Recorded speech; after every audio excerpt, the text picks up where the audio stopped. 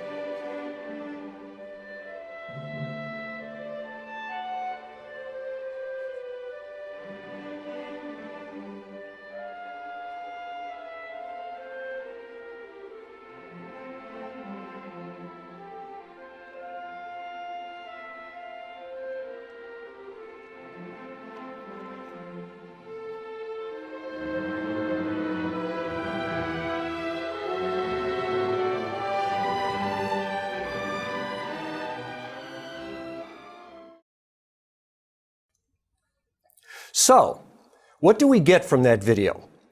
Well, to begin with, the first thing you should get is that if you're an alien flying over our planet, you don't get the black body radiation that most planets exhibit.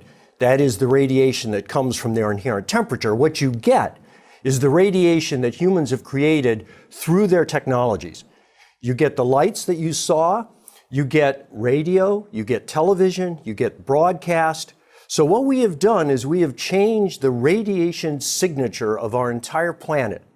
That's very important because that begins to get you towards one of the two themes you should pick up from this lecture. One of the things that this video brings out nicely is how technology has made this world, not just in the lights that you saw, but also in the way that they were photographed from space. So what you have is technology that is not only changing the planet, but it's changing the way you see the planet. In this video, it's changing it by allowing you to see the planet from space. That's something that 30, 40, 50 years ago, we couldn't have done. And that's extraordinary because in terms of geologic or historical time, 30 or 40 or 50 years is trivial. The second thing that this video shows you very clearly is the brands.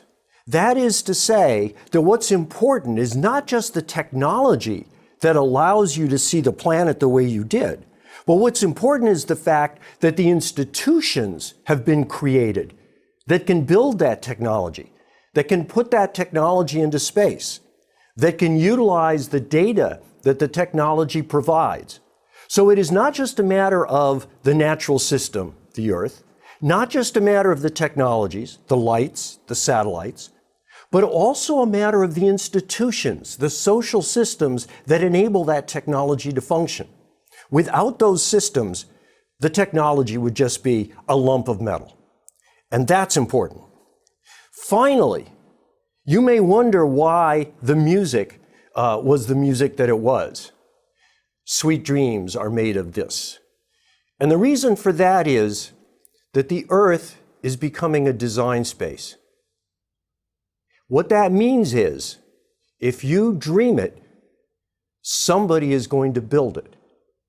You dream electricity, and the next thing you know, our planet sparkles in space.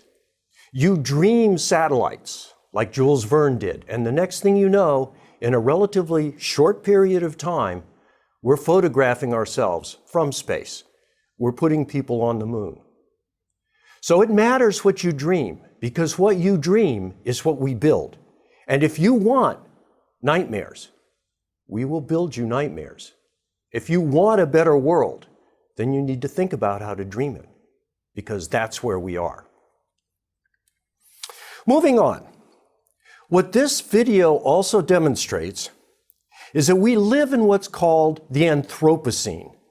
Roughly translated, that's the age of humans. It's not yet an accepted geologic term like Pleistocene or Cretaceous or Carboniferous era, which you've heard. But more and more scientists are beginning to refer to this period as the Anthropocene because exactly what you saw, the Earth as human, is what they're seeing in many, many systems. Not just in terms of light, but in terms of biodiversity, in terms of different natural cycles, and of course in terms of human cycles. If you were an alien and you flew around our planet and you saw those lights and you saw our agriculture and you saw how many people there are on this planet, you would think that this planet had been designed by our species for our species, that it was in fact a terraformed planet. And the reality is, you'd be right. So, the Earth is a design space. But it doesn't stop there. If you think about why it's a design space, you think about Earth systems. Now, some of those Earth systems are the ones that we're familiar with: nitrogen, phosphorus, sulfur cycles, water, the atmosphere, and all of those have been impacted and changed by human activity already. So this is already a terraformed planet. This is not something that is going to happen somewhere in your dim future. This is the world you already live on. Biodiversity. There is virtually no environment on this planet that has not been changed by human beings already. It's a done deal. There may be some remote ecosystems, perhaps the smokers, the deep volcanic smokers in the oceans, but the areas we tend to think of as wild, the mountains in Canada, the Amazon, the Congo, all of those areas have been changed by humans already. There is virtually no area that has not been changed by humans. And that is something to think about, because when that happened, we didn't necessarily know we were doing it. But we know now, so we have no excuse for not understanding and managing our planet better. Part of that is the rationale for this course. Unless you understand technological, social, and sustainable systems, you're not going to understand the world that you've already got, much less the world that you're going to create. So, some of the things that make the human a design space. AUGCOG. AUGCOG is short for augmented cognition. What that means is, more and more we are floating important pieces of our cognitive process, our mental processes, out into the technologies that surround us. You can see this every day. We memorize less and less facts at school. Thank goodness, you would say. Why is that?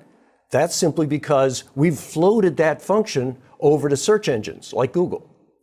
Driving cars. Cars watch lanes for us. Cars watch the spaces in front of us now. Cars are able to brake, they're able to park. And if we really wanted to, we could build cars that were relatively autonomous under most conditions. Google's car, for example, has driven many thousands of miles without human intervention. What does that mean? Why do we do that? Well, we do that because the human is doing other things. The human may be too old to watch all of these processes. The traffic may be too complex. Younger people may be texting. All of these reasons make us pay less attention to driving, and that functionality is being shifted over to the car. This is happening in a number of different areas. The military is an obvious example. What all of this taken together means is that we no longer think today the way we did even 20 or 30 years ago.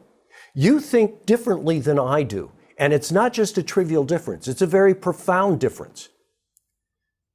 That's already happened. That's already in place. The reason we don't see it is that it's a very natural process for us to couple to our technologies. Other examples, and these are only examples. The reason I use examples is because they're easy to grasp. But what's really going on is across the entire technological frontier, we're seeing this kind of evolution. And that's very powerful, because it means that these examples give us an idea of what's going on, but they're only snapshots in a much, much bigger and more rapidly changing mosaic. Artificial telepathy is where I put a helmet on you and a helmet on somebody else. And the helmet is able to know what you're thinking, the words you're thinking. We can already do this. And it transmits, understands those words out of the electrical activity of your brain. It transmits those words to somebody else, and then they think and transmit back. There's no word spoken. In other words, it's technological telepathy. Why do we do this? Well, part of why we're developing these technologies has to do with military applications. But the important thing to understand is how much that may change the way we communicate with each other. Social networking has already done this, right?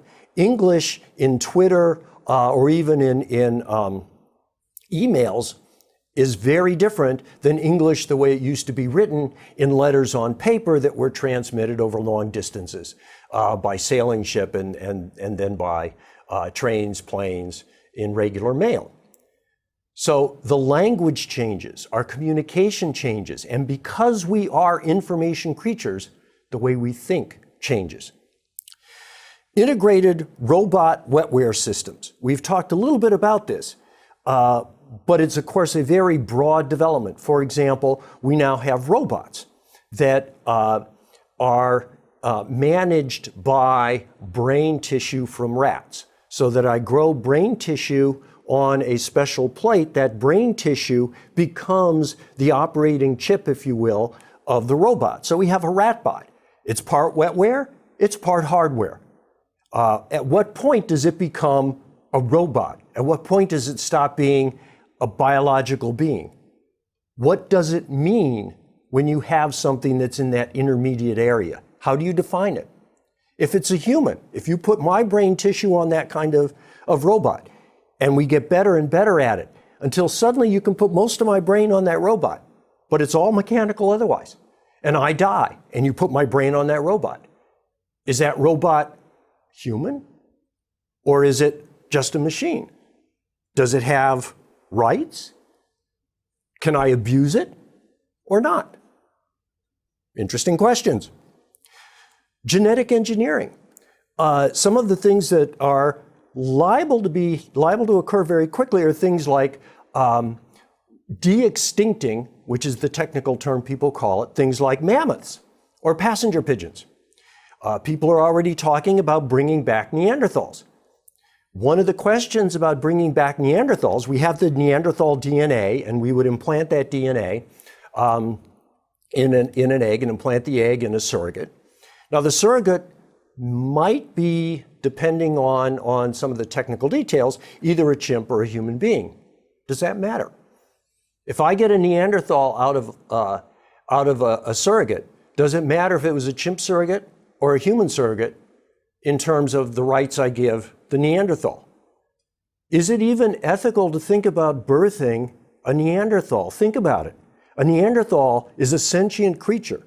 It thinks, it feels, it has emotion. He or she is a living person, and yet they are going to be the only individual of their kind in the entire world.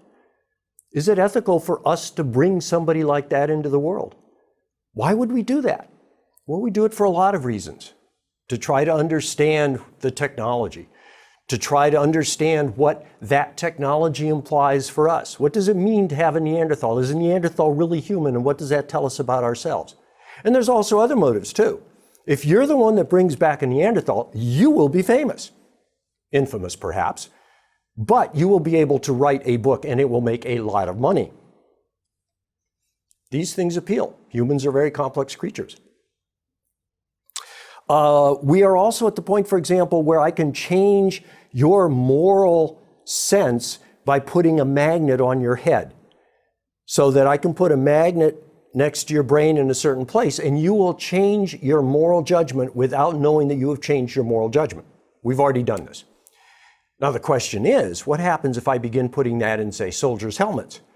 And I can throw a switch and change their morality in the middle of a battle. Change the way they think about things. Is that ethical? Is it not ethical? Who's responsible if I change that? Interesting questions. These are questions, note, where the technologies are already close to development, if not already developed. So these aren't hypotheticals. This is the world you already live in. So, what's the bottom line in this module? First, both the human and the planet are design spaces.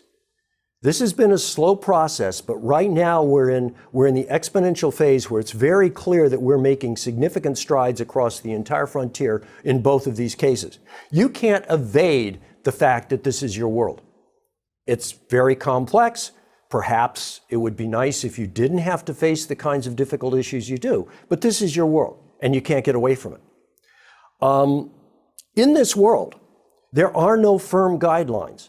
Part of the reason is that a lot of people like me who have grown up in a different world don't really understand what's happening in this world well enough to provide you with good guidelines. What should you do about birthing Neanderthals? Well, I really don't know. And you should be careful about people who say they do know, because they're probably drawing on experience from the past or on simplistic ideologies, and those may be very difficult to apply in a complex world like this. And that's probably the other element of this world that you should be aware of as we go through this course. It is extraordinarily complex. And one of the things about complexity is that it's usually not manageable simply by falling back on old verities. Does that mean that we have no values? Of course not. But it does mean that you need to be careful if you're applying relatively simple ideological frames to this kind of world, because it is a different world. Welcome to it. Thank you.